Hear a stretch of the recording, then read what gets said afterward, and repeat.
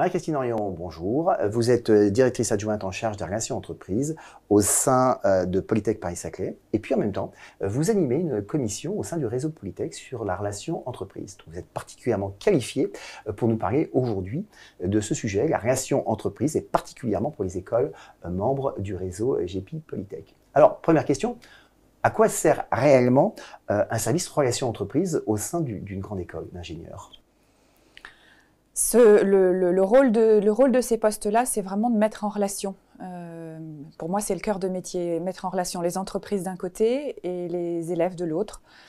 Les entreprises ont besoin de notoriété auprès des élèves parce que, en dehors des très grandes que tout le monde connaît, le business to business, c'est-à-dire les entreprises qui travaillent uniquement avec des entreprises, ne sont pas connues souvent des élèves.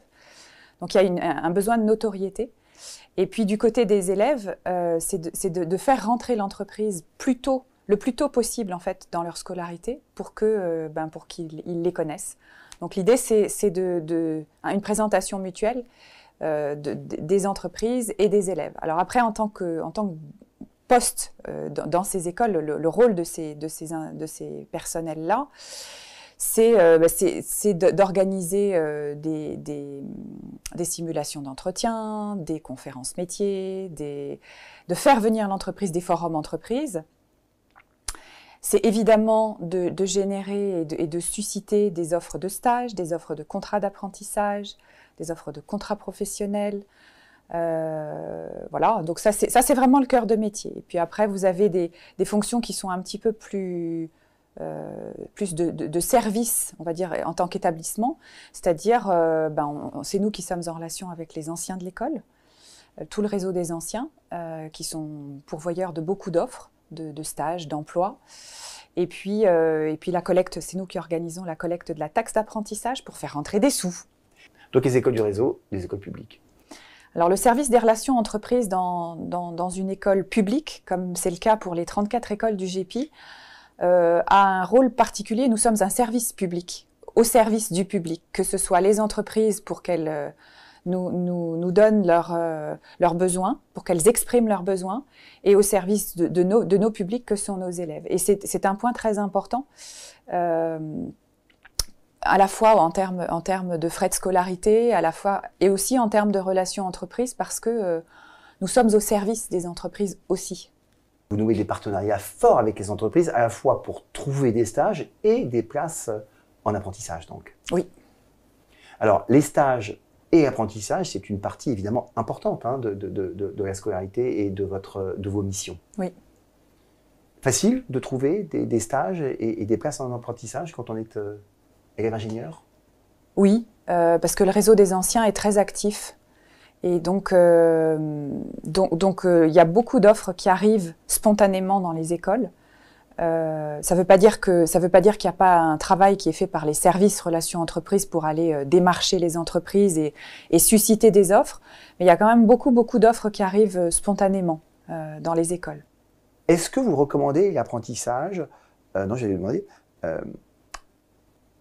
aux élèves de terminale qui nous écoutent aujourd'hui, qui sont tentés d'intégrer ou de préparer le concours GEPI Polytech, est-ce que vous leur dites l'apprentissage, ça existe et n'hésitez pas? Ah oui, très clairement. C'est une formation magnifique pour tous ceux qui ont besoin de travailler le concret avec le théorique. Donc c'est une superbe voie pour tous les jeunes. C'est pas fait pour tout le monde, et c'est une superbe voie pour tous ceux qui ont besoin de concret, d'appliquer concrètement. C'est vrai qu'il y a quand même un peu la difficulté de suivre ces études, qui sont, et même celles des autres, mais en même temps, d'avoir parfois des vraies responsabilités dans une entreprise, même si on reste jeune. Mais c'est pas un stage, on a quand même une mission particulière et on est considéré comme un salarié par l'entreprise. Oui, absolument. Absolument. Alors, concrètement, comment se passe cet apprentissage? C'est vraiment différent dans toutes les écoles du réseau ou est-ce qu'il y a des lignes directrices? C'est pas encore très homogène au niveau de la mise en pratique.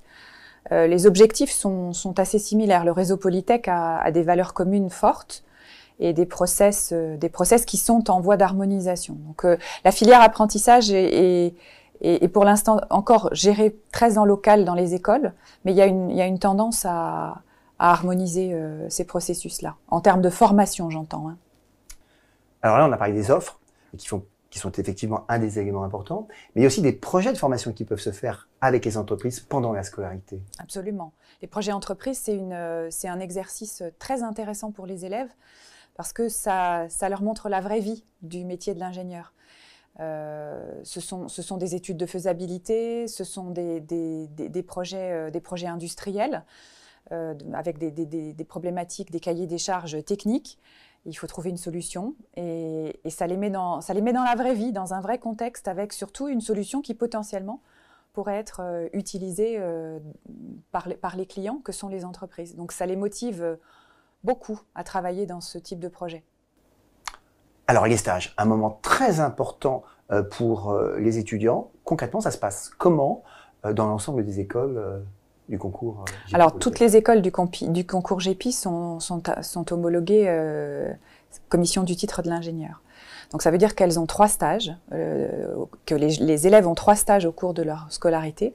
Un stage en 3e année, Bac plus 3, qui est d'un mois, un stage en 4e année qui est de maximum 3 mois, et un stage en 5e année, qui est le stage de fin d'études, qui est de maximum 6 mois. Et globalement, ça leur fait plus de 9 mois d'expérience professionnelle à la sortie de l'école, plus les projets entreprises qu'ils peuvent faire au cours de leur scolarité. Donc c'est un contact important avec l'entreprise.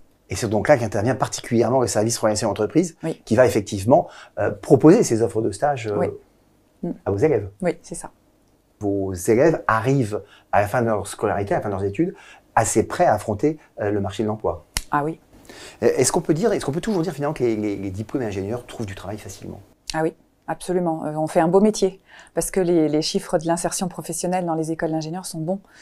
On est à peu près à 80% des élèves qui trouvent en moins de 2 mois, avec beaucoup d'élèves en fait qui trouvent avant de sortir de l'école.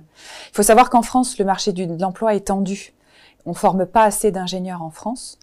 Et donc oui, il y a des postes, beaucoup. Est-ce que les ingénieurs des écoles du réseau sont demandés à l'étranger? C'est-à-dire, est-ce que vous avez une part significative d'étudiants qui partent exercer leur premier emploi à l'étranger, ou ça reste marginal? On a à peu près 10% en moyenne d'élèves qui partent à l'étranger à la sortie de l'école. Marie-Christine Orion, merci. Mais je vous en prie.